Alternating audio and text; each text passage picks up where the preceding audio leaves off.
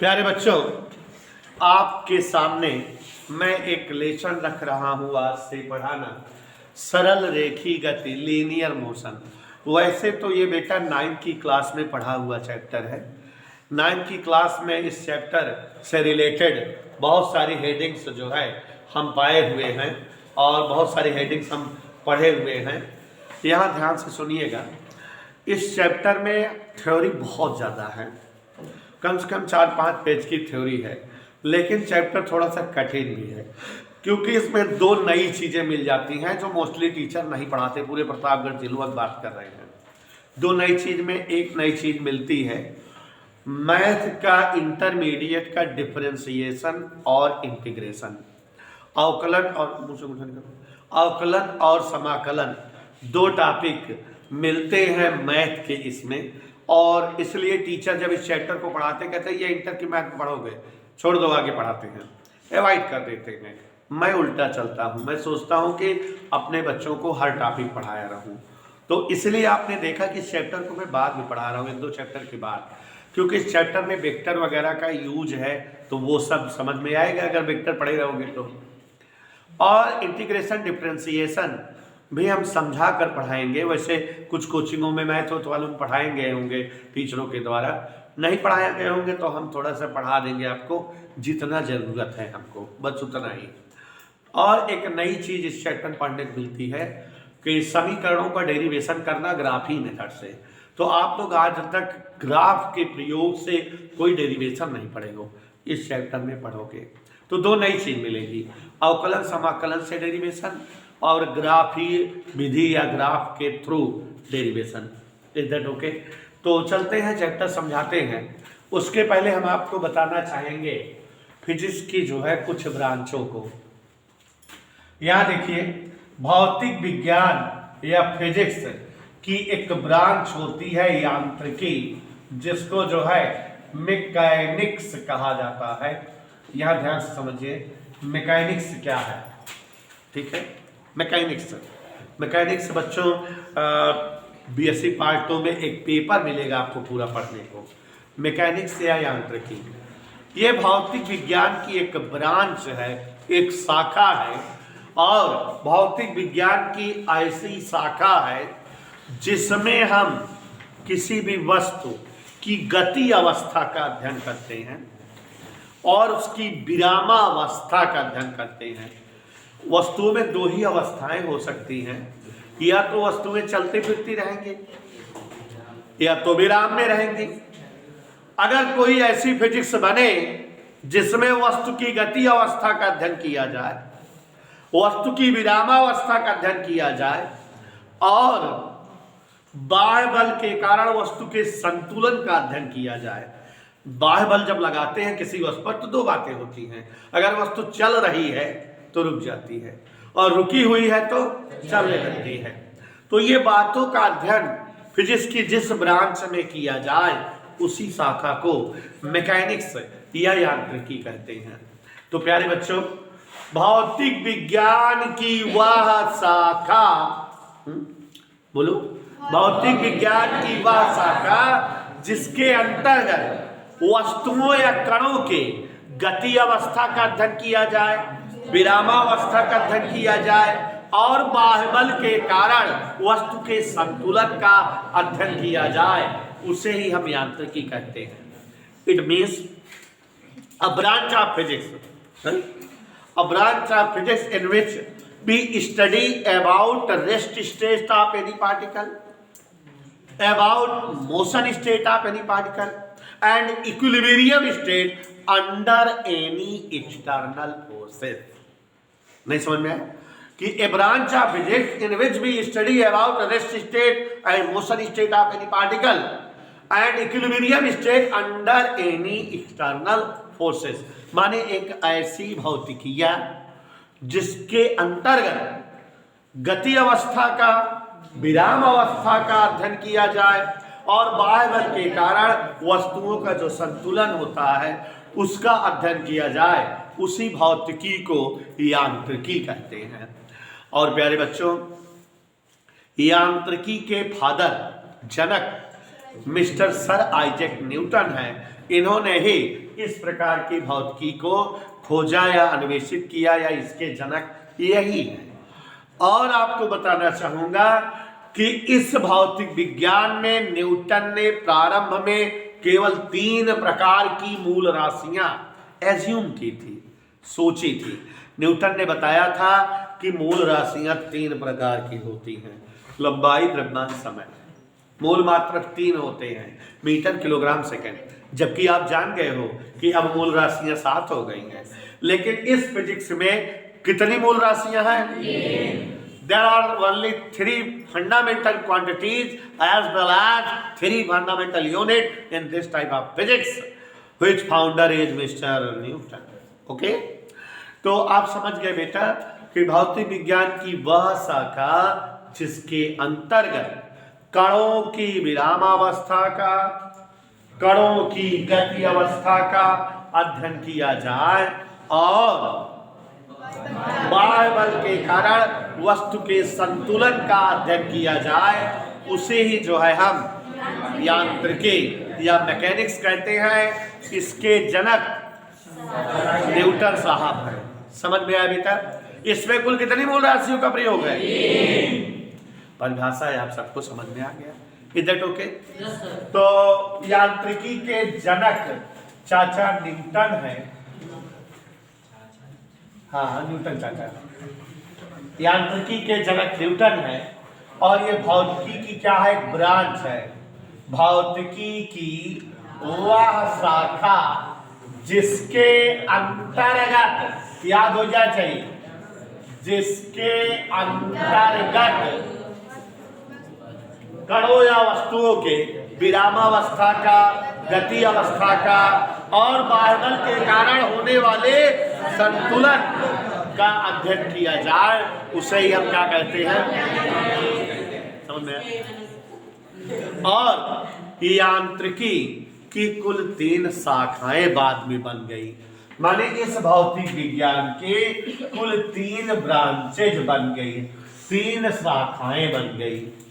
एक है स्थितिकी या स्थिति विज्ञान। स्थिति विज्ञान, अंग्रेजी में बात करो तो स्टैटिस्टिक्स।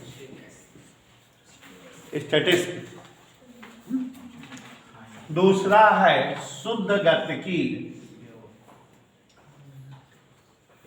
काइनेटिक्स।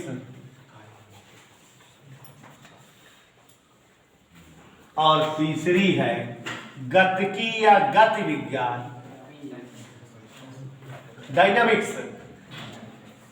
कल हमने शायद आप लोगों को बताया था कि ये दोनों पहले गणित में थे। तो by the way there are 3 branches of mechanics, यांत्रिकी की। इतना समझ लो बेटा कि क्लास लेते रहोगे, उसके बाद घर जाके वीडियो देखोगे, पास कर करके रोक रोक के देखोगे, तो डेफिनेशन वगैरह पूरा अंग्रेजी में भी बना लोगे, नो डाउट, क्योंकि मैं बोला रहता हूँ डेफिनेशन।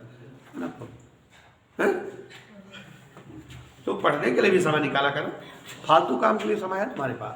क्या ध्यान दो जरा, यांत्रिकी की कुल कितनी ब्रांचें हैं? There are 3 branches of mechanics, स्थित विज्ञान, शुद्ध गतिकी और गति विज्ञान।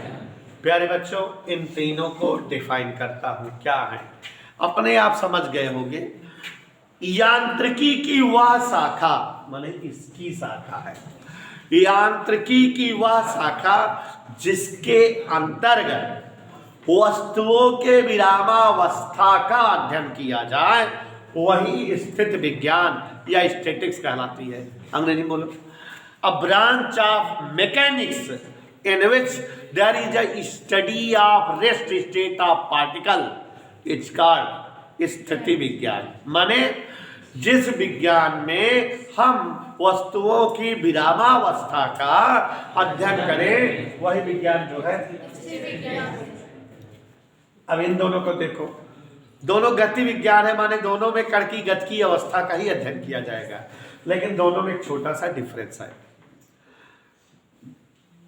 यांत्रिकी की वह शाखा जिसके अंतर्गत कणों की गति का अध्ययन, कणों की बिना बाह्य बल द्वारा आरोपित प्रभाव को ध्यान में लेके किया जाए। माने बाह्य बल जो प्रभाव डालता है गत पर उसको ध्यान में न ले और गत का अध्ययन करें, तो ऐसे जो है विज्ञान को हम क्या कहते हैं?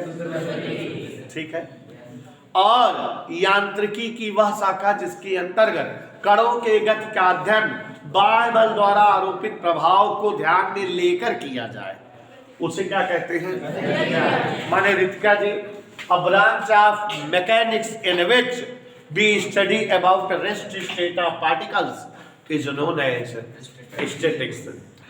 A branch of mechanics in which we study about motion state of particle without paying attention changes drawn by external forces. मतलब कि जो एक्सटर्नल फोर्स के द्वारा चेंजेस बनते हो उनको ध्यान में न लिया जाए और उसके बाद गति का अध्ययन किया जाए, तो ये कौन सी विज्ञान होती है? Kinematics. A branch of mechanics in which we study about motion of any particle under applied external forces. मतलब इसमें ध्यान में ले रहे हैं, बाह्य बल के द्वारा उत्पन्न प्रभाव को ध्यान में लेकर अध्ययन कर रहे हैं, तो ये कौन सी जो है विज्ञान होगी? इधर क्लियर समझ में आ गया? ओके डन, इतना क्लियर हो गया। अब बच्चों हम लोग पढ़ेंगे वस्तुओं की अवस्था। तो जैसा कि अभी बताए, वस्तुओं में कुल कितने प्रकार की अवस्था होती है? 2 होती हैं। 3 कहाँ से होते हैं? वस्तुओं की अवस्थाएं, किसी वस्तु में दुनिया में आज तक केवल 2 ही अवस्था है, या तो वस्तुएं गतिमान रहेंगी या तो वस्तुएं विराम में। दीवार स्थिर है, विराम अवस्था में, रेस्ट स्टेट में है, और हम लोग गतिमान हैं। तो वस्तुओं की अवस्था 2 ही होती है। दोनों की डेफिनेशन दे रहे हैं, ध्यान से समझो। शिवांशु समझ आ रहा है बेटा? तो देखो जरा, विराम की अवस्था,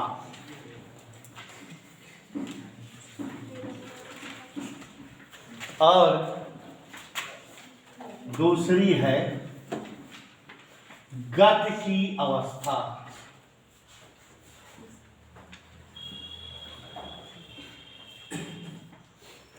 वस्तुओं में कुल 2 प्रकार की अवस्थाएं होती हैं, विराम की अवस्था और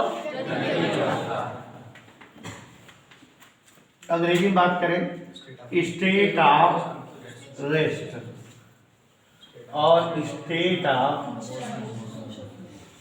मानस वगैरह समझ में आ जा रहा होगा ना बेटा?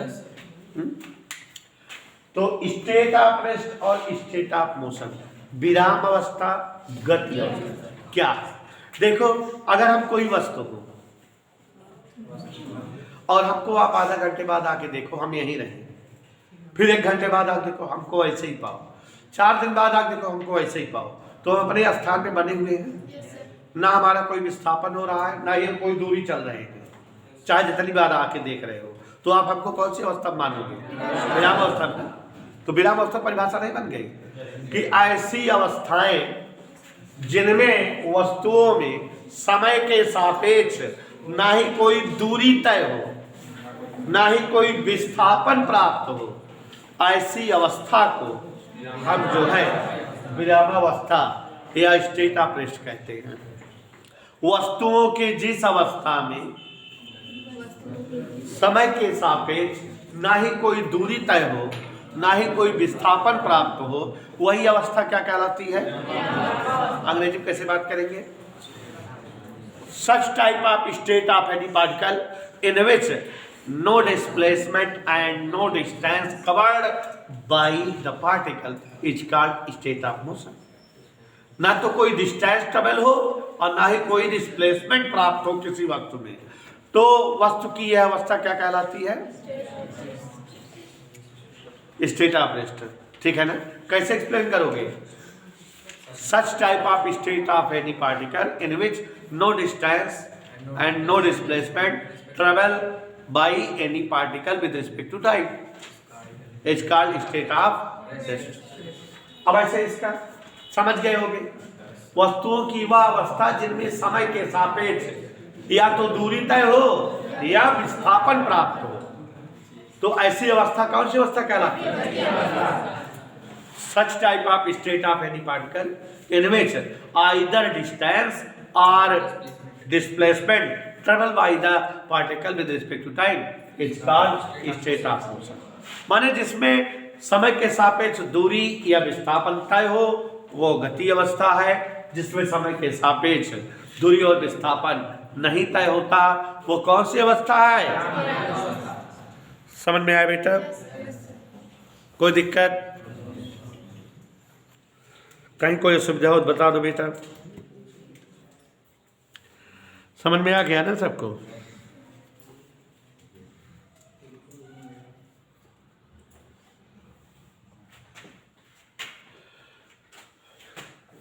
अब आगे देखते हैं बेटा।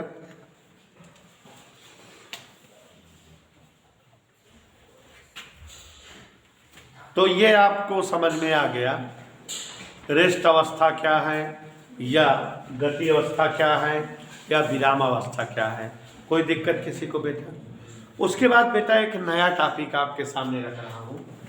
हालांकि एक चैप्टर पढ़ाऊंगा न्यूटन के गतिविषयक नियम, उसमें इस टॉपिक का जो है ज़्यादा ही प्रयोग है, लेकिन जान लीजिए यहाँ पर समझ लीजिए निर्देश तंत्र।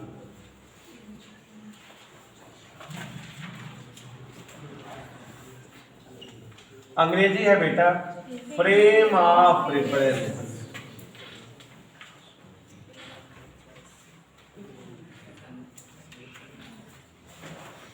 ठीक है, अगर हम कोई ऐसा कोऑर्डिनेट एक्सिस बनाएं, माने X axis, Y axis, Z axis, ऐसा कोई कोऑर्डिनेट एक्सिस बनाएं कि जिसमें कोई भी वस्तु की गति प्रकट हो सके, माने एक्स अक्ष पे दूरी, वाई अक्ष पे समय, या एक्स अक्ष पे समय, वाई अक्ष पे दूरी दिखाते हुए हम ग्राफ बना सकें, तो उसी जो है निर्देशाक्ष को, कोऑर्डिनेट एक्सिस को निर्देश तंत्र कहा जाता है। माने वह निर्देशाक्ष जिसके द्वारा वस्तुओं के गति को दूरी व समय के सापेक्ष प्रकट किया जा सके निर्देश तंत्र कहलाता है। क्या ध्यान दीजिएगा, वह निर्देशाक्ष जिसके द्वारा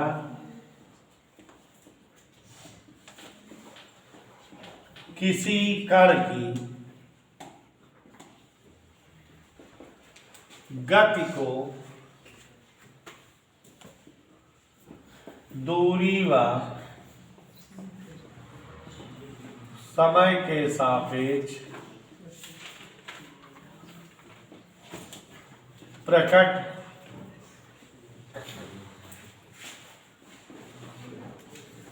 किया जा सके निर्देश तंत्र कहलाता है।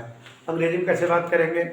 सच टाइप ऑफ, निकल के बाहर आओ एकदम, such type of coordinate axis by which motion of any particle, such type of coordinate axis by which motion of any particle represent with respect to distance and time is called frame of reference। फिर से सुनो। अच्छा, आप लोग जो English medium वाले बच्चे हो वीडियो पास पास कर करके देखिएगा, डेफिनेशन कॉपी कर लीजिएगा। तो फिर से बोले बेटा, such type of coordinate axis by which motion of any particle can be represented with respect to distance and time is called frame of reference। समझ में आया? एक ऐसा कोऑर्डिनेट एक्सिस जिसके द्वारा वस्तुओं की गति को समय और दूरी के सापेक्ष प्रकट कर सके उसे ही हम क्या कहते हैं? निर्देश तंत्र। Such type of coordinate axis by which motion of any particle can be represented with respect to time and distance is called frame of reference। किसी, लिखा हुआ हिंदी में, किसी वस्तु की गति को दूरी और समय के सापेक्ष जिस निर्देशाक्ष के द्वारा प्रकट किया जाए या व्यक्त किया जाए उसी निर्देशाक्ष को हम क्या कहते हैं बेटा? निर्देश तंत्र दो प्रकार के होते हैं। बीएससी पार्ट 1 में तो बहुत डिटेल में पढ़ोगे। दो प्रकार के निर्देश तंत्र होते हैं, जड़त्वीय निर्देश तंत्र और अजड़त्वीय निर्देश तंत्र, अंग्रेजी में इनर्शियल फ्रेम ऑफ रेफरेंस और non inertial frame of reference. क्यों डेफिनेशन पढ़नी है निर्देश तंत्र की यहां पर? बस जड़त्वीय निर्देश तंत्र और अजड़त्वीय निर्देश तंत्र। निर्देश तंत्र दो प्रकार के होते हैं, जड़त्वीय निर्देश तंत्र और ऐसे सभी निर्देश तंत्र जो जड़त्व के नियमों का, न्यूटन के गतिविषयक नियमों का पालन करें, जड़त्वीय निर्देश तंत्र कहलाते हैं। और जो निर्देश तंत्र न्यूटन के गतिविषयक नियमों का पालन नहीं करते हैं, अजड़त्वीय निर्देश तंत्र कहलाते हैं। परिभाषा ही लिखनी है, डीपली डिटेल में जो है बीएससी में हम लोग पढ़ेंगे, डेरिवेशन वगैरह है, कम से कम 10 टॉपिक है इस पर, तो हमसे अभी केवल परिभाषा से मतलब है। अब बच्चों, ये जो निर्देश तंत्र आपने पढ़ा कि एक ऐसा निर्देशांक जिसके द्वारा किसी भी वस्तु की गति को दूरी और समय के सापेक्ष प्रकट कर सकते हैं। अब इसी के आधार पे गति के प्रकार बताए जाते हैं, माने how many types of motion, गतियां कितने प्रकार की होती हैं ऑन द बेसिस ऑफ निर्देश तंत्र। निर्देश तंत्र के आधार पे गति के प्रकार, ठीक है। तो यहाँ निर्देश तंत्र बताए हैं। अब गति के प्रकार, गति कितने प्रकार की होती है, और वो भी किसके आधार पे बेटा? निर्देश तंत्र। वैसे गति और भी होती है, लेकिन हमको किसके आधार पढ़नी है? तो काइंड्स ऑफ मोशन, गति के प्रकार निर्देश तंत्र के आधार पर 3 प्रकार की होती है। परिभाषा एकदम इजी है। एक विमीय गति,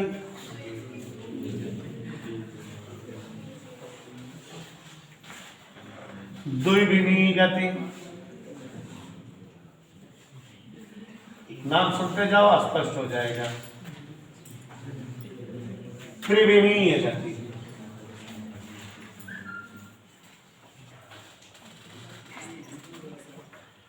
क्या गौर से देखिए, एक विमीय गति, दो विमीय गति और त्रिविमीय गति। गतियां जो है कुल 3 प्रकार की होती हैं निर्देश तंत्र के आधार पर। There are 3 type of motion on the basis of frame of reference. तो क्या है बेटा ये समझो, एक विमीय गति, द्विविमीय गति, त्रिविमीय गति, 1 डायमेंशनल मोशन, और आगे 1 डायमेंशनल मोशन। अब आगे सबकी डेफिनेशन अंग्रेजी लिख लोगे, 2 डायमेंशनल मोशन और 3 डायमेंशनल मोशन, ठीक है। नाम से डेफिनेशन क्लियर हो जाती है, फिजिक्स इतनी प्यारी सब्जेक्ट है। तो यहाँ पर देखिए जरा, प्रभाकर आनंद और आगे बेटा, वहां झांक रहे हो दिख नहीं रहा, तब भी आगे आ जाओ। 1 dimensional motion, 2 dimensional motion, 3 dimensional motion. एक विमीय गति, 2 विमीय गति, त्रिविमीय गति क्या है? देखो बच्चों, अगर किसी गति को हम सब याद करा रहे हैं, एक विमीय गति, द्विविमीय गति, त्रिविमीय गति, बेटा नाम से परिभाषाएं स्पष्ट हैं और देख रहे हो हम याद भी कराते जा रहे हैं। ऐसी कोई भी गति हो जिसे किसी एक अक्ष के द्वारा हम प्रकट कर सके या दिखा सके। जिन गतियों को पूर्णतया व्यक्त करने के लिए एक ही अक्ष की आवश्यकता हो, जिन गतियों को हम केवल एक अक्ष के द्वारा प्रकट कर सके, चाहे हम एक्स अक्ष के द्वारा प्रकट करें, चाहे वाई अक्ष के द्वारा प्रकट करें, चाहे जेड अक्ष के द्वारा, लेकिन एक ही अक्ष के द्वारा अगर किसी गति को हम प्रकट कर सकते हैं तो वह गति एक विमीय गति कहलाती है। बच्चों, जैसे आप कार चलते हुए देखे हो, ट्रेन देखे चलते हुए, या बस, ये सब एक्स अक्ष की दिशा के अकॉर्डिंग चलती हैं। इनकी गति को अगर प्रकट करना हो तो हम केवल एक्स अक्ष की हेल्प से इनको जो है एक्स एक्सिस के द्वारा इनको हम डिफाइन कर सकते हैं। जैसे कोई पत्थर ऊपर से नीचे गिर रहा हो, पानी बरस रहा हो ऊपर से नीचे, या नीचे से ऊपर कोई पत्थर फेंक रहे हो, पतंग नीचे से ऊपर उड़ रही हो, पक्षी नीचे से ऊपर उड़ रहा हो, हवाई जहाज नीचे से ऊपर उड़ रहा हो, इन सब की गति को हम वाई एक्सिस के द्वारा व्यक्त कर सकते हैं। तो हमें एक ही अक्ष की जरूरत पड़ रही कि नहीं? तो जिन गतियों को पूर्णतया प्रकट करने के लिए केवल एक ही अक्ष की आवश्यकता हो, वे गतियां एक विमीय गति कहलाती हैं। शॉर्टकट में परिभाषा बोली जाती है पलक जी, ऐसी समस्त गतियां जिन्हें किसी एक अक्ष के द्वारा प्रकट किया जाता हो, चाहे एक्स अक्ष के द्वारा प्रकट किया जाए, चाहे वाई अक्ष के, चाहे जेड अक्ष के, वो एक विमीय गति कहलाती है। अंग्रेजी में बात करो, such type of motions which can be represented by any one axis। नहीं समझे? such type of motion which can be represented by any one axis are called one dimensional motion। समझ में आ गया? अब दूसरी डेफिनेशन नहीं बतानी पड़ेगी, पकड़ लिए आप लोग। such type of motion which can be represented by any two axis, x y axis, y z axis, ये z x axis। हिंदी में बात करें कैसे करेंगे? जिन गतियों को किन्हीं दो अक्षों के द्वारा प्रकट किया जाए वही गतियां दो विमीय गतियां कहलाती हैं। जिन गतियों को किन्हीं दो अक्षों द्वारा प्रकट किया जाए वही गतियां क्या कहलाती हैं? माने जिन गतियों को एक्स वाई अक्ष द्वारा या वाई जेड अक्ष द्वारा या जेड एक्स अक्ष द्वारा प्रकट करे वही गतियां क्या कहलाती हैं? दो विमीय गतियां। तो जिन गतियों को पूर्णतया प्रकट करने के लिए या व्यक्त करने के लिए दो दो अक्षों की रिक्वायर्ड हो, X Y, Y Z, Z X, वे गतियां दो विमीय गतियां कहलाती हैं। उदाहरण प्रोजेक्टाइल मोशन, अभी भी कुछ दिन पहले पढ़े थे आप, प्रक्षेप गति। तो उसमें क्षैतिज परास एक्स अक्ष पे होती थी, माध्यम ऊंचाई वाई अक्ष पे, तो दो अक्षों की जरूरत पड़ती थी कि नहीं? तो क्षैतिज गति प्रक्षेप गति और वृत्तीय गति दो ऐसी गतियां हैं जिनको रिप्रेजेंट करने के लिए दो अक्षों की जरूरत पड़ती है, और इसलिए ये दोनों गतियां दो विमीय गतियां कहलाती हैं। समझ में आया? तो जिन गतियों को प्रकट करने के लिए एक ही अक्ष की आवश्यकता हो एक विमीय गति कहलाती है। उदाहरण के तौर पर क्षैतिज और ऊर्ध्वाधर गति, कार बस की गति या बारिश की गति, ऐसे ही जिन गतियों को प्रकट करने के लिए दो अक्षों की जरूरत हो वे गतियां दो विमीय गतियां कहलाती हैं। जैसे प्रक्षेप गति और वृत्तीय गति। इतना डीप में एक पॉइंट में समझाता हूं कि जीवन पर्यंत याद रहे। ऐसे कोई पढ़ाता नहीं, किसी स्कूल पढ़ाए होंगे तो आप देखोगे इतना टाइम नहीं दिए होंगे। त्रिविमीय गतियां, जिन गतियों को स्पष्ट करने के लिए तीनों अक्ष की रिक्वायर्ड हो, एक्स वाई जेड, तीनों अक्षों के द्वारा जो गतियां समझाई जाती हैं वे गतियां त्रिविमीय गतियां कहलाती हैं। Such type of motion which will be represented by all axes x y z are called three type of motion या थ्री डायमेंशनल मोशन। ओके, और जैसे कोई बंद बर्तन हो उसमें गैस भरी हो तो गैस के अणु एक्स वाई जेड सभी डायरेक्शन में मोशन करते हैं, और यह गति जो है थ्री डायमेंशनल मोशन कहलाती है। बात समझ में आई बेहतर? तो आप समझ गए वन डायमेंशनल मोशन क्या है, टू डायमेंशनल मोशन क्या है, थ्री डायमेंशनल मोशन क्या है। क्लियर हो गया? अब बच्चों नई चीज बताने जा रहे हैं, ध्यान से सुनिएगा, समझते जाइए। थोड़ा सा कुछ पहले शब्द समझा दें परिभाषा के तौर पर जिनकी आवश्यकता है, अच्छे से समझिएगा। दो शब्द बहुत ज्यादा जरूरी हैं जो हमारी लाइफ में इस्तेमाल होंगे, मुंह बंद करके समझिए। सबसे पहले मैं आपको एक्सप्लेन करना चाहूंगा दूरी। अंग्रेजी इसकी होती है डिस्टेंस। ध्यान दीजिएगा बेटा, दूरी या डिस्टेंस। तो छोटी कक्षाओं में भी पढ़े हो आप, यहाँ हम थोड़ा सा क्लियर करा रहे हैं क्योंकि इसके आगे वाले सारे टॉपिक इससे अटैच्ड हैं, इसलिए इसको अब थोड़ा सा गंभीरतापूर्वक। दूरी क्या है? देखो इधर, अगर कोई वस्तु गतिमान हो, क्या गतिमान हो, और यहां से शुरू करे चलना, एक जो है वस्तु है, रामलाल है, स्कूटर ले रहे हैं और ये इलाहाबाद में खड़े हैं, इलाहाबाद से ये जो है बरेली आ गए। कहाँ चले आए? बरेली से ऐसे रास्ता पकड़े छत्तीसगढ़ चला आएंगे। ठीक है, छत्तीसगढ़ से ऐसे रास्ता पकड़ के दादूपुर चला आए। ध्यान से देखो, इलाहाबाद से चले यह रास्ता इनका दुकान बरेली चला गया, बरेली से कहाँ चला गया? छत्तीसगढ़, छत्तीसगढ़ से दादोपुर। तो ये गति कर रहे हैं कि नहीं? ये वाला रास्ते पे आए, फिर इस रास्ते पे आए, फिर इस रास्ते पर। अगर ये गति के दौरान जिस रास्ते से चले हैं उस रास्ते की लंबाई नाप लो, यहां से यहां तक, यहां से यहां तक, यहां से यहां तक, माने पूरे रास्ते की लंबाई नाप लो, तो वही दूरी कहलाती है। नहीं समझे? गतिमान वस्तु माने जो वस्तु गति कर रही हो कि गति के दौरान तय पथ की संपूर्ण लंबाई, मतलब वो जिस रास्ते पर चलती हो उसके द्वारा जो ट्रेवलिंग पथ हो उसी की लेंथ, कितना लंबा रास्ता है वह दूरी। तो यहां परिभाषा के रूप में हम क्या लिखेंगे? गतिमान वस्तुओं द्वारा की गति के दौरान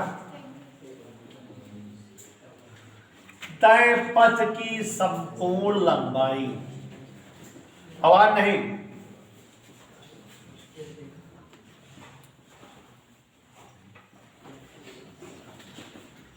गतिमान वस्तुओं के गति के दौरान तय पथ की संपूर्ण लंबाई क्या कहलाती है? तो किसी गतिमान वस्तु के गति के दौरान तय पथ की संपूर्ण लंबाई दूरी कहलाती है। कोई दिक्कत बेटा किसी को? जिस रास्ते पर वस्तु चलती है उस रास्ते की लंबाई ही दूरी कहलाती है। ठीक है?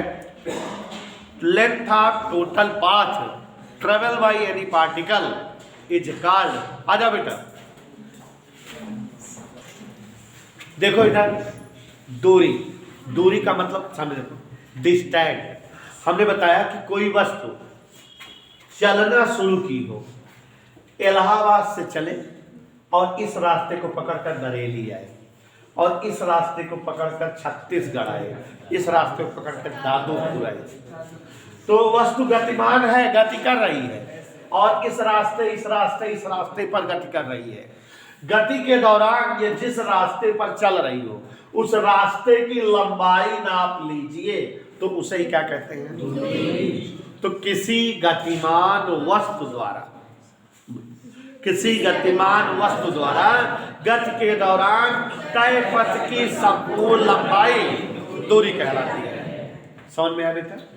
किसी गतिमान वस्तु के द्वारा गति के दौरान तय पथ की संपूर्ण लंबाई दूरी कहलाती है।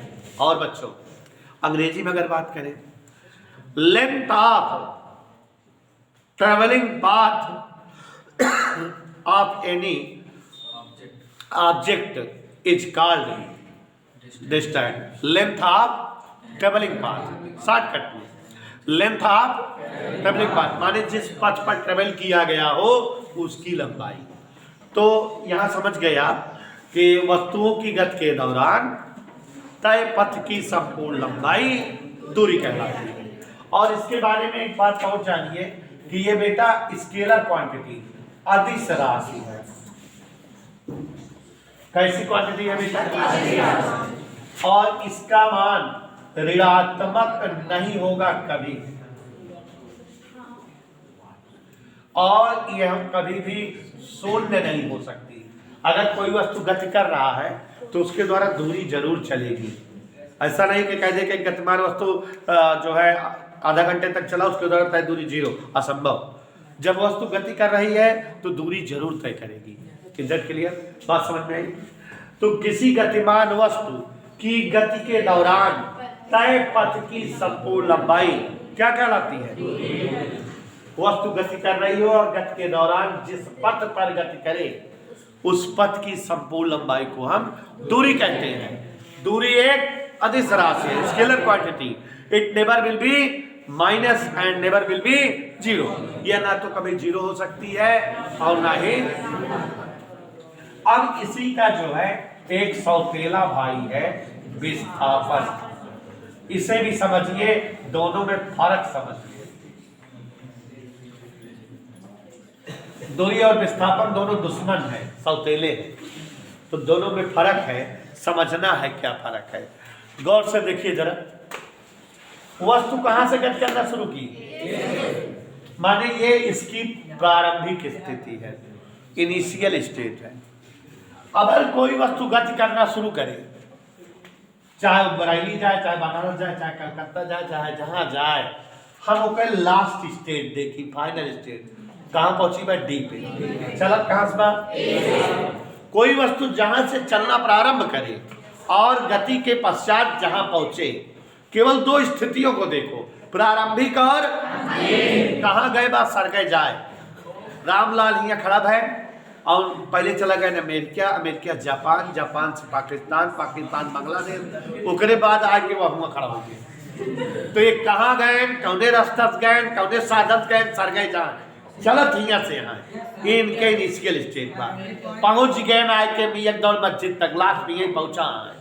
जहाँ पहुँचा ओका देखी, दोनों के बीच के जो न्यूनतम दूरी बा वही कहा जाता distance, shortest distance in between initial and final point is called displacement. बोलो अंग्रेजी में। shortest distance between initial and final point is called. इनका कहना खाना कम कहते हैं, पढ़े लिखे हैं, रात दिन झोंके रहेंगे। तो shortest distance in between initial and final point is called विस्थापन। हिंदी में कैसे बात करेंगे? वस्तुओं के गति के दौरान प्रारंभिक और अंतिम स्थितियों के मध्य की न्यूनतम दूरी। वस्तु के प्रारंभिक, दो तीन लड़कों को बहुत बुरी मार मारने जा रहे हैं, बता दे रहा हूं, क्लास में मेरे बात बर्दाश्त नहीं है। वस्तु के प्रारंभिक हुआ, मैं यहाँ रटा रहा हूं, इसको रटो। प्रारंभिक हुआ अंतिम स्थितियों में, इतना बढ़िया रटा रहा हूं, स्थितियों के मध्य की न्यूनतम दूरी।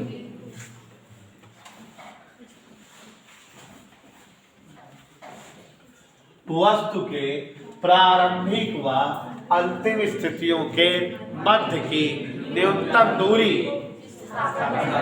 विस्थापन कहा जाता है। वस्तु के प्रारंभिक और अंतिम स्थिति के मध्य की न्यूनतम दूरी माने विस्थापन, ये है, ये विस्थापन है, और ये पूरा जो है दूरी है, और ये क्या है? विस्थापन। जैसे अगर कोई लड़का वृत्ताकार पथ पर चल रहा हो, ए से चलना शुरू करे, ए से ऐसे ऐसे ऐसे ऐसे ऐसे और वृत्ति पथ पे चलते हुए यहां पर पहुंच जाए, ऐसे कहां से चल रहा है? ऐसे इसी रास्ते से चल रहा है, ऐसे चलते चलते यहां पर पहुंच गया। अब आप बताओ कि इस वस्तु के द्वारा चली गई दूरी क्या है? मतलब अर्धपरिधि। दूरी क्या है? दूरी वस्तु के द्वारा अर्धपरिधि है, सेमी सरकमफ्रेंस, और विस्थापन क्या है? व्यास। विस्थापन इसका क्या हुआ? ए से चला सी पे पहुंचा, विस्थापन ये, और दूरी ये। इधर के लिए अर्धपरिधि माने पाई आर और व्यास माने 2r। तो यहाँ दूरी है पाई आर और व्यास और विस्थापन है 2r। इधर के लिए तो सवाल भी पूछ सकता है कि एक कण एक सेमी त्रिज्या के वृत्त पर गति कर रहा है, अर्धवृत्तीय पथ पर गति के दौरान उसके द्वारा तय विस्थापन बताओ, तो माने 2r, उस व्यास का दुगना कर देना। दूरी पूछे तो पाई आर, पाई से आर में गुणा कर देना। इधर के लिए आंसर नहीं आ जाएगा, टेक्निकल बात नहीं है ये। तो आप समझ गए बेटा कि किसी वस्तु की गति के दौरान प्रारंभिक स्थिति और अंतिम स्थिति के मध्य की न्यूनतम दूरी विस्थापन कहलाती है। बात समझ में आ गई? ये उदाहरण भी समझ में आ गया वृत्ताकार वाला। और देखो ये विस्थापन बेटा सदिश राशि है। कैसी राशि है? सदिश राशि। और ये ऋणात्मक हो सकती है, इसका मान निगेटिव हो सकता है, इट कैन बी निगेटिव, और इसका मान शून्य भी हो सकता है। जैसे बेटा ध्यान से देखो, अगर अभी हम इस जगह खड़े हैं, हम ऊपर वाले कमरे पर जाएं, ऊपर वाले तल्ले पर, तो हमारा विस्थापन प्लस में होगा ना, और नीचे वाले में जाए तो इधर के लिए तो विस्थापन माइनस हो सकता है कि नहीं। और अगर जो है ए से चलते हुए व्यक्ति से घूमते घामते फिर ए पर आ जाए तो विस्थापन शून्य भी हो जाएगा ना। तो बेटा दूरी जान गए, विस्थापन जान गए। यहाँ कक्षा 9 में एक हेडिंग आपको पढ़ाई जाती है, यहाँ मैं नहीं पढ़ाऊंगा, मगर उसकी चर्चा जो है रितिका से कर ले रहा हूँ। दूरी और विस्थापन में अंतर बताओ, पूछा जाता है कि दूरी और विस्थापन में अंतर है। तो अपने आप समझ लो दूरी और विस्थापन में अंतर क्या है। ध्यान से, किसी वस्तु द्वारा तय संपूर्ण पथ की लंबाई दूरी कहलाती है, जबकि प्रारंभिक और अंतिम स्थितियों के ही मध्य की दूरी विस्थापन कहलाती है। एक अंतर। दूसरा, दूरी अदिश राशि है और विस्थापन। तीसरा डिफरेंस, दूरी ऋण नहीं होगी और विस्थापन ऋण हो सकता है। चौथा डिफरेंस, दूरी कभी भी गति के दौरान शून्य नहीं होगी, विस्थापन शून्य पॉसिबल है, संभव है। तो दीज आर अंतर इन बिटवीन दूरी एंड विस्थापन। तो दूरी और विस्थापन में अंतर हो गए कि नहीं बच्चों। अब बच्चों ये दोनों चीजें अगर अच्छे से समझ में आ गई हो तो आगे के टॉपिक समझना इजी हो जाता है। तो जैसा कि सिफा जी समझे हो, चाल और वेग के बारे में हम चर्चा करेंगे। किसके बारे में बेटा? चाल और वेग क्या है, गौर से देखिए।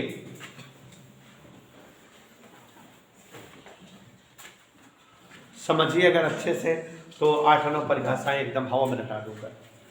चाल अंग्रेजी होती बेटा स्पीड।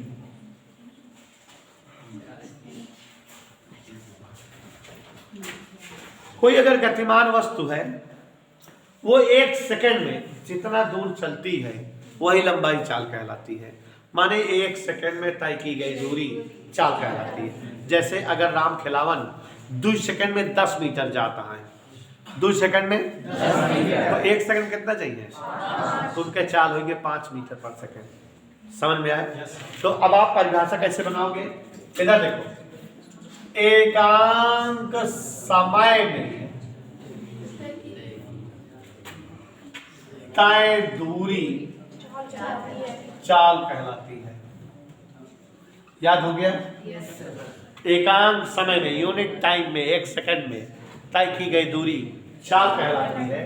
और ये अदिश राशि क्योंकि इसमें दूरी लिखा है ना, ऋणात्मक नहीं होगी, शून्य नहीं होगी। दूरी बटा समय चाल का सूत्र होगा। चाल बराबर,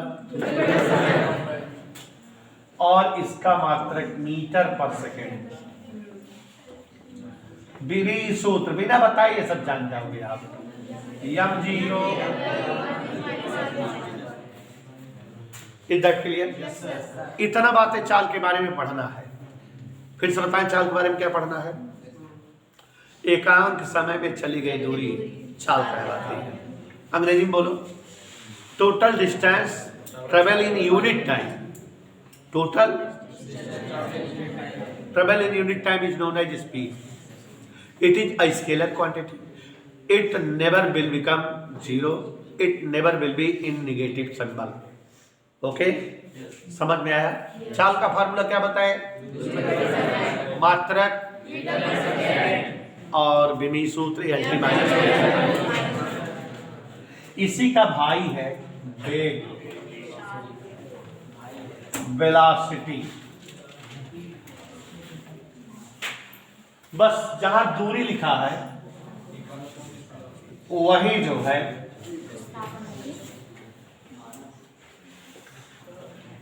तय विस्थापन।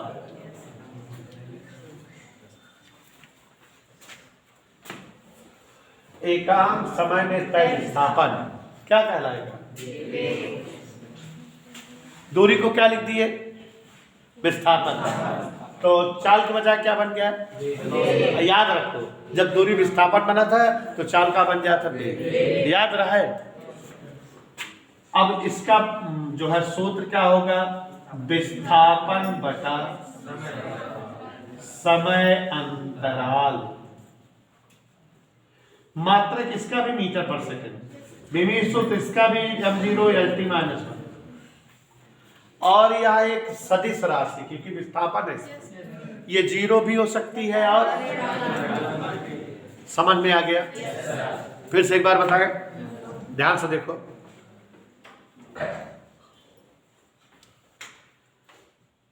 Total displacement travel in unit time is known as velocity. एकांक समय में तय विस्थापन वेग कहलाता है। एकांक समय में तय विस्थापन वेग कहलाता है। कोई भी वस्तुगत के दौरान इकाई समय में जितना विस्थापन प्रदर्शित करती है उसे हम वस्तु का वेग कहते हैं। वेग बराबर विस्थापन बटे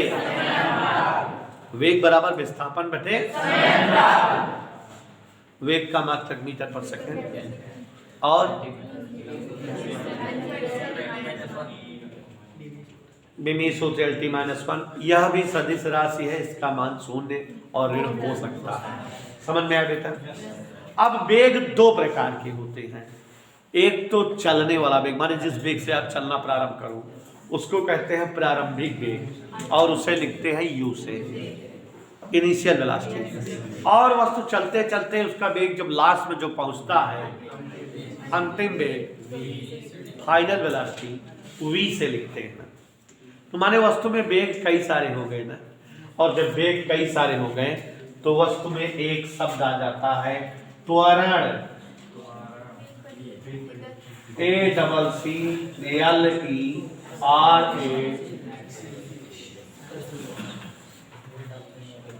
त्वरण क्या है? रह जाओ। जैसे अगर अभी राम खिलावन खड़ा हो है और हम कहीं बेटा जा दौड़ के जो है वहाँ जो है मेन सड़क पे कौन चीज बिका था खरीद के लावा, तो हियाँ से दौड़ शुरू करें 10 मीटर पर सेकंड के वेग से।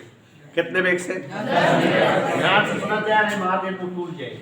10 मीटर पर सेकंड से राम खिलावन दौड़ शुरू करें, ठीक है। और घड़ी हम देखत रहे, अब बहरे खड़ा होकर सब जने ताड़त रहे इनका। 2 सेकंड बाद जब ये सड़क पे पहुंचे लगे, इनका कटावा कुकुर दौड़ा ले, पागल कुत्ता दौड़ा लिया इनको बड़े भयानक तौर पे आँख चढ़ा के काटिल ले, तो हर गोश्त निकाल ले। तो अब जनता यहाँ ये गोड़ मोड़े धक दौड़े लगी, मतलब जिंदगी में सबसे बड़ी जो है समस्या के सामने आएगी, और बहुत ज्यादा फुल स्पीड से दौड़ने लगी है। तो 10 मीटर पर सेकंड के वेग से चलना प्रारंभ किए, 2 सेकंड तक जौले कुकुर दिखाए, इनका स्पीड हो गया 16 मीटर पर सेकंड। वेग बढ़ा लेंगे कि ना, फुल ताकत से दौड़ने लगे, अरे मोरी माई भागा नहीं काटे। तो अब शुरुआत की स्पीड कितना है, लेकिन बदल गई ना। कितना हो गया वेग? कितनी देर में? कितना बदला? कितनी देर में? 2 सेकंड में इन्होंने अपना वेग बढ़ाया 6 मीटर पर सेकंड। तो 1 सेकंड में कितना वेग बढ़ाए? 3 ना। और 1 सेकंड में ये जितना वेग बढ़ाए वही का कहा जाता त्वरण। माने परिभाषा बनी, एकांक समय में हुआ वेग परिवर्तन त्वरण कहलाता है। क्या बोले हम?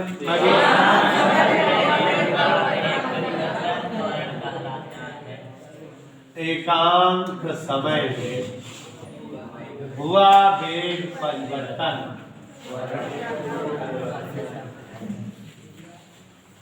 या कुछ लोग इसी को 19 की तरह बोलते हैं, वेग परिवर्तन की दर।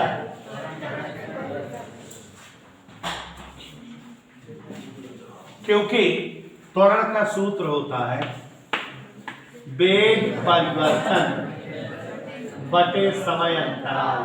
समय को जिससे विभाग दिया जाता है वहां दर बन जाती है, तो वेग परिवर्तन की दर त्वरण कहलाता है। इसका मात्रक बच्चों मीटर पर सेकेंड स्क्वायर विमीत सूत्र LT -2। मात्रक क्या है बेटा? ऊपर डालो। तो यहाँ पर ध्यान दो, एकांक समय में हुआ वेग परिवर्तन त्वरण कहलाता है, याद रहेगा। या दूसरी परिभाषा क्या बोले? वेग परिवर्तन की दर,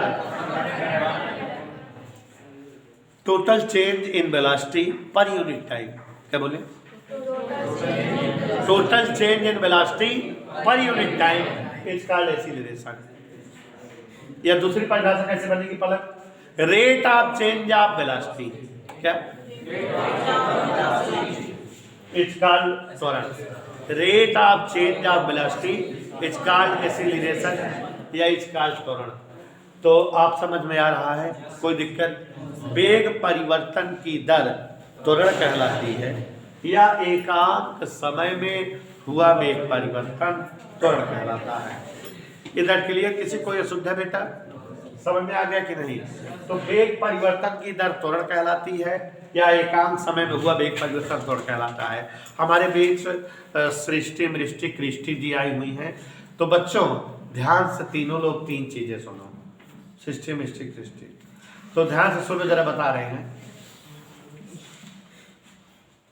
वस्तुओं के गति के दौरान तय पथ की संपूर्ण लंबाई दूरी कहलाती है. एकांक समय में चली गई दूरी चाल कहलाती है. वस्तुओं की गति के दौरान तय विस्थापन वेग कहलाता है. एकांक समय में तय विस्थापन वेग कहलाता है. और वस्तुओं की गति के दौरान प्रारंभिक और अंतिम स्थितियों के मध्य की न्यूनतम दूरी विस्थापन कहलाता है. वेग परिवर्तन की दर त्वरण कहलाती है या इकाई समय में हुआ वेग परिवर्तन. अब बच्चों चाल, वेग और त्वरण ये सब चार चार प्रकार के होते हैं. हाउ मेनी प्रकार? और हम एक परिभाषा रटाएंगे और शेष 8 पूछेंगे.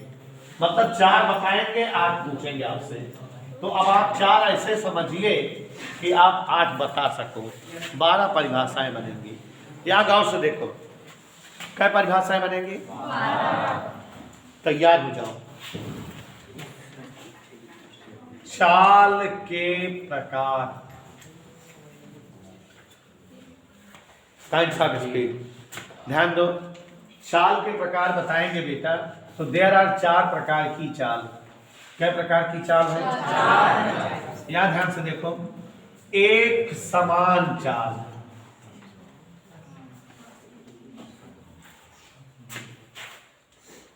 चार प्रकार की चाल है. तो 4 प्रकार का वेग होगा, 4 प्रकार का त्वरण होगा. आप चाल की परिभाषा सीखो, वेग और त्वरण की निकाल के बताओ. परिवर्ती चाल या असमान चाल.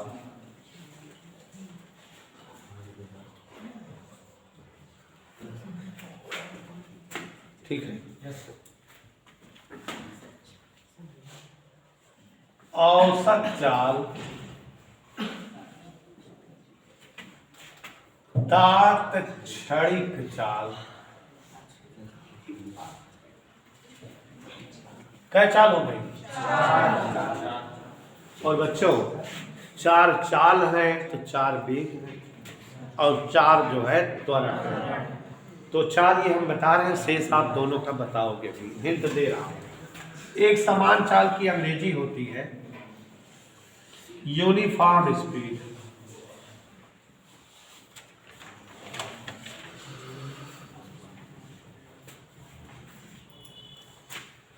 याद आया? असमान चाल की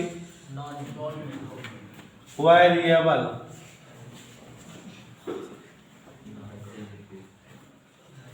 या नॉन यूनिफॉर्म. Variable speed. औसत की एवरेज स्पीड.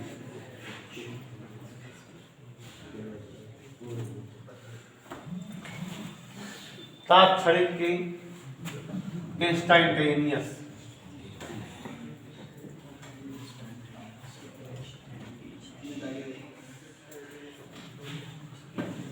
प्यारे बच्चों, इन चारों की सीख लो तो जान रहे हो कि चाल के बजाय हम वेग लिख देंगे और चाल के बजाय त्वरण लिख देंगे, तो आपको बताना रहेगा. ठीक, चलते हैं. यदि किसी वस्तु की गति के दौरान, समझो जरा, वस्तु की गति के दौरान समान समय में समान दूरी तय हो तो वस्तु की चाल एक समान चाल का. जैसे हम चलत हुई 2 सेकंड हमका देहा, हम 5 मीटर चला गए. एक जगह फिर 2 सेकंड में तब हम 5 मीटर गए, फिर 2 सेकंड में तब हम 5 मीटर गए. तो समान समय 2 सेकंड दूरी हम कैसे चलते ही? तो समान समयों में जब समान दूरी तय होती है तो वस्तु की चाल, जब समान समयों में समान दूरी तय हो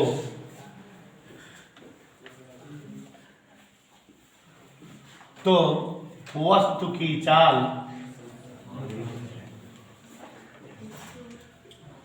एक समान चाल कहलाती है। परिभाषा बन गया कि नहीं? देख लो, समान समयों में समान दूरी तय हो तो वस्तु की चाल। लेकिन अगर हम चल रहे हो, हमका 2 सेकंड है, आप 5 मीटर गए, थक ही गए, फिर 2 सेकंड है हम 4 मीटर गए और थक ही गए, 2 सेकंड है 3 मीटर गए, टाइम तो बराबर देता है ना, लेकिन दूरी।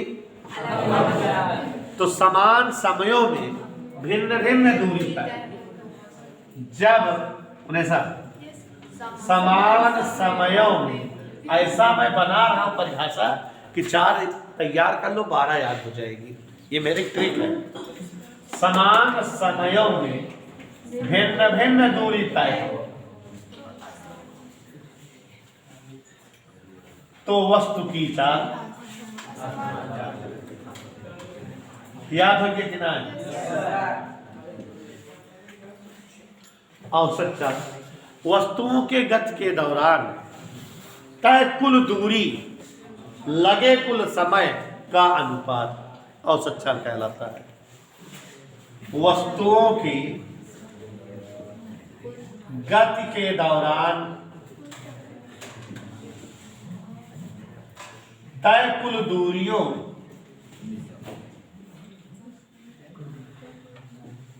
व लगे कुल समयों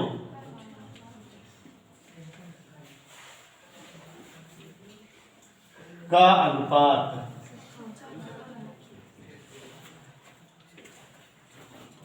ठीक है। सुन में तात्क्षणिक या इंस्टेंटेनियस स्पीड या करेंट स्पीड, माने जैसे कोनो वस्तु चलत होए, कोनो विशेष टाइम होके जो चल, जैसे 9 बजे वो देखे रहे हम 5 मीटर पर सेकंड जात रही, और हम 10 बजे विश्वनाथगढ़ में मिला रहने, हमरे बगल से गुजरी गाड़ी 80 की स्पीड से रही। तो विशेष समय जो चाल होता है वो का तात्क्षणिक चाल। तो वस्तुओं की किसी विशेष क्षण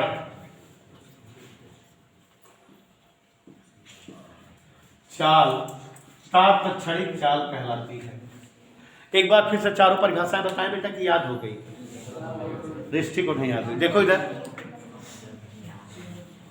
एकांक समय में चली गई दूरी चाल कहलाती है। चाल 4 प्रकार की होती है। एक समान चाल, नंबर 1, जब किसी वस्तु की गति के दौरान समान समयों में समान दूरियां तय हो तो वस्तु की चाल एक समान चाल कहलाती है। और यदि किसी वस्तु की गति के दौरान समान समय में भिन्न भिन्न दूरी तय हो तो वस्तु की चाल।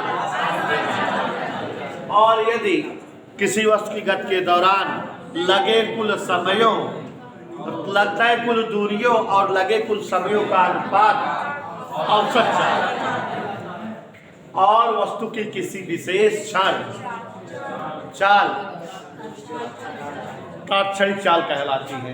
एक ट्रिक समझो इधर, जब परिभाषाओं में हर जगह दूरी पढ़ोगे, किसी भी परिभाषा में क्या पढ़ोगे? दूरी। तो दूरी पढ़ोगे तो परिभाषा बनेगी चाल की। जहां जहां दूरी है वहां वहां दूरी हटा दो, मिटा दो, और वहां वहां विस्थापन पढ़ो तो परिभाषा बनेगी वेग। और दूरी हटा दे, विस्थापन हटा दे, लिख दे वेग परिवर्तन, तो परिभाषा बनेगी। लेकिन कैसे, मैं बता रहा हूं। पहले एक समझो पहले परिभाषा कैसे निकालूंगा। जब समान समयों में समान दूरी तय हो तो वस्तु की चाल एक समान चाल कहलाती है। दूरी हटा दी तो चाल हट जाए, विस्थापन लिखा तो क्या बन जाए? चलो पढ़ा दे, बोले ना हिम देखा पर भकराऊ। जब समान समयों में हमका केवल विस्थापन लावे का दूरी बजाय। जब समान समयों में समान विस्थापन तय हो, दूरी ना बोलब का बोलब मलिच्छिन देखेंगे।